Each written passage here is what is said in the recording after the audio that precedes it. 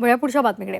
पुण्यातल्या मोशी कचरा डेपोतल्या दुर्घटनाग्रस्त इमारतीसंदर्भात धक्कादायक माहिती समोर आलेली आहे, जी अतिशय गंभीर आहे. 3 मजली इमारत कोसळून एका कामगाराचा जीव गेला आणि यामध्ये 8 कामगार हे अद्यापही ढिगाऱ्याच्या खाली अडकलेले आहेत. त्या वेस्ट टू एनर्जी प्रकल्पामधील इमारतीच्या केवळ तळमजल्याचाच पूर्णत्वाचा दाखला दिला गेला होता, अशी माहिती समोर आली आहे. महापालिकेच्या बांधकाम विभागाने दिलेला हा पूर्णत्वाचा दाखला समोर आलाय. 27 जुलै 2023ला या ॲडमिन बिल्डिंगला रेकॉर्ड प्लॅननुसार पूर्णत्वाचा दाखला मंजूर केला. मात्र या दाखल्यामध्ये फक्त तळमजल्याचाच उल्लेख आहे. मग पहिल्या आणि दुसऱ्या मजल्याचा पूर्णत्वाचा दाखला का दिला नाही, असाही प्रश्न बांधकाम विभागाकडे विचारला असता पहिला आणि दुसरा मजला उभारण्यासाठी परवानगी मागण्यात आल्याचा कोणताही पुरावा आमच्याकडे उपलब्ध नाहीये.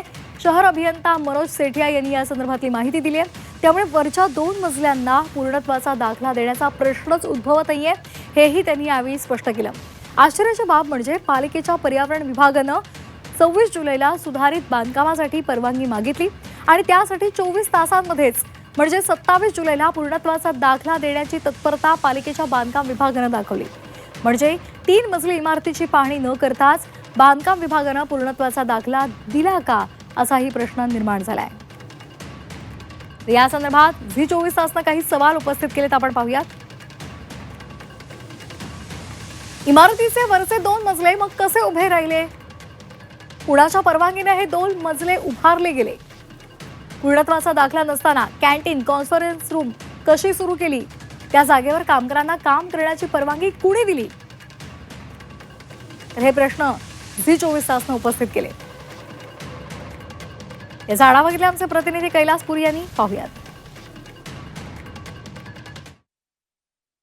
पिंपरी चिंचवडच्या मोशी इथल्या कचरा डेपो मध्ये इमारत दुर्घटनेमध्ये अडकलेल्या 8 जणांना बाहेर काढण्याचं काम जे आहे ते युद्ध पातळीवर सुरू आहे. 2 जॉ क्रशर मशीनच्या साहाय्याने जे आहे ते इमारत पाडण्याचं काम जे आहे ते सुरू झालेलं आहे. पहिल्या मजल्याचा स्लॅब जो आहे तोही पडलेला आहे. दुसऱ्या मजल्याचा स्लॅब जो आहे तोही काढण्यात येत आहे. आजूबाजूचा कचरा जो आहे त्याही काढण्याचं काम सुरू जे आहे युद्ध पातळीवर सुरू आहे. या दुर्घटनेमध्ये एकूण 23 जण इमारतीमध्ये अडकलेले होते. त्यातले 14 जण सुखरूप जे आहेत त्यांना बाहेर काढण्यात यश आलं. 14 जणांमधले 5 जण जे आहेत ते स्वतःहून बाहेर आलेले होते. 9 जण अडकलेले होते. त्यातल्या 8 जण जे आहेत ते अजून अडकलेले आहेत. एकाचा मृत्यू झालेला आहे. त्याचा मृतदेह जो आहे तो बाहेर काढण्यात आलेला आहे.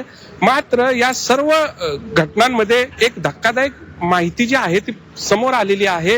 ही जी दुर्घटनाग्रस्त इमारत आहे त्या इमारतीचा बांधकाम जे आहे ते अनधिकृत होतं की काय, असा प्रश्न यांनी उपस्थित झालेला आहे. कारण या इमारतीच्या केवळ तळमजल्याला बांधकाम विभागाने परवानगी दिलेली होती. वरच्या 2 मजल्यांना परवानगीची कोणतीही कागदपत्र जी आहेत ती बांधकाम विभागाकडे नाहीत.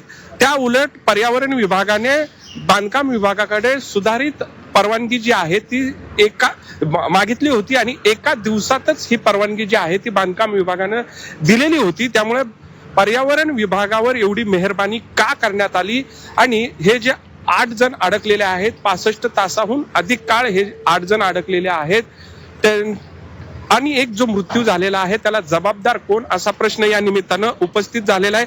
वास्तविक पाहता महापालिकेचे आयुक्त विजय सूर्यवंशी सुरुवातीपासूनच ही जी घटना आहे ती नैसर्गिक आपत्ती आहे असं म्हणत होते. कुणावर गुन्हा दाखल करण्याची गरज नाही असंही म्हणत होते.